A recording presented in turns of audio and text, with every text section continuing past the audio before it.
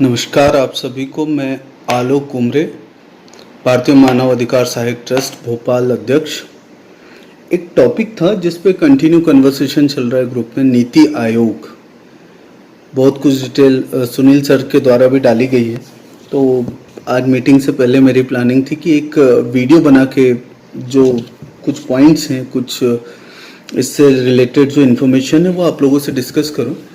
तो बेसिकली नीति आयोग, इसका full form, इसका फॉर्मेशन हुआ है बीजेपी गवर्नमेंट में year 2015, 1 January of 2015। Head office जो है इसका ये दिल्ली में है और इसका एक्चुअली ये रिप्लेसमेंट है एक योजना आयोग करके एक ऑर्गेनाइजेशन चलता था, प्लानिंग कमीशन, जिसका फॉर्मेशन हुआ था 1950 में। माननीय श्री जवाहरलाल नेहरू द्वारा इसका फॉर्मेशन किया गया था। तो बेसिकली जो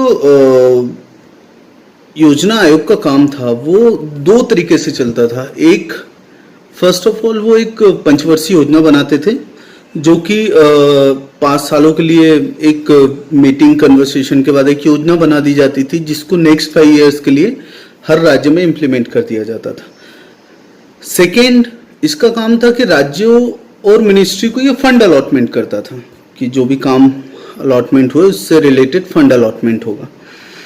तो जो नरेंद्र मोदी द्वारा 1 जनवरी 2015 को प्लानिंग कमीशन जो था, प्लानिंग कमीशन को वाइंड अप किया गया और इन्होंने एक नीति आयोग स्टार्ट किया। नीति आयोग में 2-3 जो बेस्ट चीजें आई, वो एक सबसे पहली चीज थी कि इसमें से फंड अलॉटमेंट की प्रोसेस खत्म हो गई। अब नीति आयोग फंड अलॉटमेंट नहीं करता है। नीति आयोग बैठ के एक पॉलिसी बनाता है हर स्टेट के लिए, देश के लिए और लोगों के लिए एक पॉलिसी बनाते हैं ये बैठ के, जिससे देश कंटिन्यू इम्प्रूवमेंट हो, देश में कंटिन्यू इम्प्रूवमेंट हो। और सामाजिक एवं आर्थिक मुद्दों पर सरकार को सलाह देना ये नीति आयोग का काम है, और एवं सरकार की योजनाओं का निर्माण करना भी नीति आयोग का एक जिम्मेदारी भरा काम है। नीति आयोग को 2 पार्टों में डिवाइड किया गया आगे चल के, मतलब 2 टाइप से इसकी टीमें जो हैं वो वर्क कर रही हैं।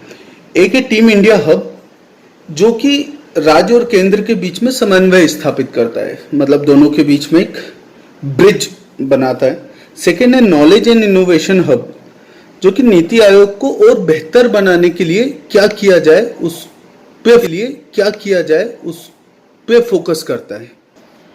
नीति आयोग एक ऐसी बॉडी है जिसका संविधान में कोई उल्लेख नहीं है, ठीक है। तो इसमें एक्चुअली जो इसका स्ट्रक्चर है वो इस टाइप से बना हुआ है कि इसमें अध्यक्ष जो है वो प्रधानमंत्री रहते हैं।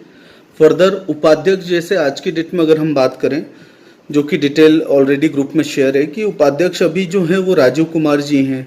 फिर इसके बाद आते हैं आपके CEO, चीफ एग्जीक्यूटिव ऑफिसर, वो है अमिताभ कांत जी हैं।